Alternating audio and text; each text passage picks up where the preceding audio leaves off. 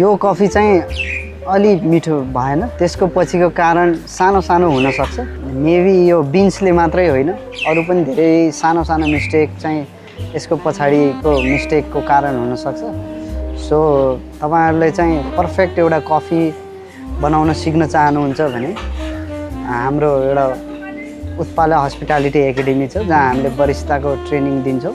So कफीको training दिनलाई चाहिँ हाम्रोमा चाहिँ सिटिबिटीबाट एफिलिएटेड एकाडेमी छ, जसले चाहिँ तपाईको कफीको बिन्स बनाउनेदेखिको तपाईको रोस्टिङको पार्ट, ग्राइन्डिङको पार्टदेखि तपाईको टेम्परेचर कति हुनुपर्छ, एउटा मसिनमा प्रेसर कति हुनुपर्छ भन्ने कुराहरू चाहिँ हामीले A to Z from farming to the table, फार्मिङदेखि टेबलसम्म जाँदासम्म कफी चाहिँ कति सेकेन्ड, सानो सानो मिस्टेकहरू कहाँ हुन सक्छ, कहाँ फरक पर्न सक्छ, त्यो सबै हामीले ट्रेनिङ दिन्छौँ।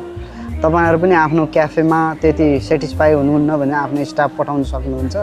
त्यो बाहेक जो इन्टरनेसनल हस्पिटालिटी इन्डस्ट्रीमा कसैले करियर बनाउन सोच्नु भएको छ भने हाम्रो एकाडेमीमा आएर तपाईले त्यो बरिस्ताको फुल ट्रेनिङ लिन सक्नुहुन्छ।